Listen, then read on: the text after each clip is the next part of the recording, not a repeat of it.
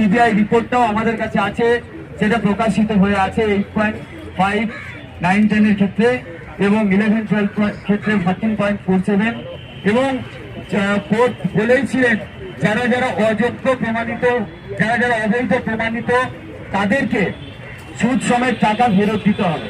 অর্থাৎ সব মিলিয়ে বললে সেগ্রিগেশনটা অলরেডি কমপ্লিট হয়ে আছে। যে 22 এপ্রিল আমাদের যেদিন রায় জাজমেন্ট ঘোষণা হয়, ঠিক তার আগের দিন একজন রাজনৈতিক দলের সাংবাদিক তিনি কিন্তু প্রকাশ্যই লিখে দিয়েছিলেন হুবহু জাজমেন্টটা, এবং একজন ব্যক্তি থাকবেন এবং কারা যাবে তিনি কিন্তু হুবহু ক্লিয়ার করে দিয়েছিলেন। এবং তার আগেই 22 এপ্রিল যে জাজমেন্ট, সেই জাজমেন্ট প্রকাশের আগেই আমরা দেখেছি যে বিভিন্ন যে রাজনৈতিক নেতৃত্ব, বেশ কিছু রাজনৈতিক দলের নেতৃত্ব তারা কিন্তু প্রকাশ্যই আওয়াজ তুলেছিলেন, বোম ফাটিয়েছিলেন এবং বলেছিলেন যে 22 তারিখে এরকম একটা ঘটনা ঘটবে। এটা আমাদের কাছে সত্যি সত্যি দুঃখজনক ছিল।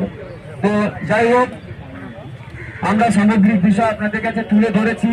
সিবিআই রিপোর্টটাও আমাদের কাছে আছে, সেটা প্রকাশিত হয়ে আছে 8.5, 9, 10 এর ক্ষেত্রে এবং 11, 12 ক্ষেত্রে 13.47 এবং কোর্ট বলেইছিলেন যারা যারা অযোগ্য প্রমাণিত, যারা যারা অবৈধ প্রমাণিত তাদেরকে সুদ সমেত টাকা ফেরত দিতে হবে। অর্থাৎ সব মিলিয়ে বললে সেগ্রিগেশনটা অলরেডি কমপ্লিট হয়ে আছে, তারপরেও আমাদের এই প্যানেল ক্যান্সেলটা সত্যি সত্যি দুর্ভাগ্যজনক। আমরা মনে করছি এটা একটা ষড়যন্ত্র। আগামী যে 15ই জানুয়ারি সুপ্রিম কোর্টের যে হেয়ারিং আছে, সেখানে কি সিবিআই সদর্থক ভূমিকা পালন করবে বলে আপনার কি অভিমত? আমরা আশাবাদী। দেখুন, সিবিআইয়ের একটা দায়িত্বের মধ্যেও এটা পড়ে। কোর্ট মনিটরিং, কলকাতা হাইকোর্টের কোর্ট মনিটরিংয়ে তারা যে তদন্ত সমাপ্ত করে ইতিমধ্যে ফাইনাল চার্জশিট জমা দিয়ে দিয়েছে, সেখানে আমাদের বিরুদ্ধে তো তারা কোনো অভিযোগ করেনি। তো ফলত এটা সিবিআইয়ের দায়িত্ব যে তারা যে তদন্ত করেছে সেটাকেই কোর্টের সামনে যথাযথভাবে তুলে ধরা। আমরা এই প্রত্যাশায় আছি তারা সেটা তাদের কাজটা করবে। দেখুন, ইতিমধ্যে সিবিআই তার যে এফিডেভিট আকারে জমা দিয়ে দিয়েছে, সেগ্রিগেশন লিস্ট ইতিমধ্যেই জমা দেওয়া আছে। কারা দূষিত আর কারা স্বচ্ছ সেটা ইতিমধ্যেই সবার চোখের সামনে, মানে পাবলিক ডোমেনে আছে, যে কেউ চাইলেই দেখতে পারে। একদম। তো এটা নিয়ে কেন এখনো জলগলা হচ্ছে? আমরা কেন 14-15 দিন ধরে এই রাস্তায় বসে আছি? সরকারের তরফ থেকে কেন কোনো সদর্থক ভূমিকা এখনো দেখতে পাচ্ছি না, আমরা জানি না। তবু আপনাদের চ্যানেলের মারফত এ রাজ্যের মুখ্য প্রশাসক মুখ্যমন্ত্রী মমতা বন্দ্যোপাধ্যায়ের কাছে এই আর্তি জানাবো, আপনি রাজধর্ম পালন করুন, আপনি ন্যায়ের পক্ষে দাঁড়ান, আর যাদের বিরুদ্ধে অভিযোগ পাওয়া গেছে আপনি তাদেরকে বাদ দিন, শিক্ষায় একটা স্বচ্ছতা আনুন।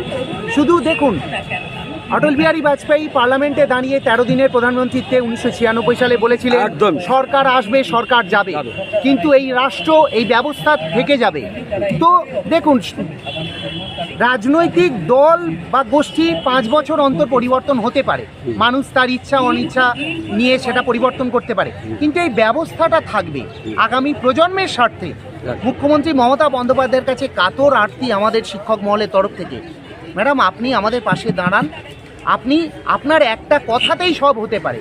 আপনি শুধু এসএসসিকে বলে দিন, স্কুল এডুকেশন ডিপার্টমেন্টের প্রিন্সিপাল সেক্রেটারিকে বলে দিন, শিক্ষামন্ত্রী ব্রাত্য বসুকে বলে দিন যে আমাদের পক্ষে সুপ্রিম কোর্টে যেন যথাযথ সওয়াল করে, প্রধান বিচারপতিকে এই মর্মে সন্তুষ্ট করে যাতে এই প্যানেলটা বাঁচে। তো আমরা যেটা মনে করি, সত্যের জয় নিশ্চিত। তো যোগ্য ব্যক্তিরা যাদের পুনর্বহাল হয় এবং আবার পুনর্শক্তি নিয়ে ছাত্রছাত্রীদের গড়ার কাজে নিযুক্ত হতে পারে, এই আশা, এই ভরসা রেখে আজকের ভিডিও এখানেই পরিসমাপ্ত।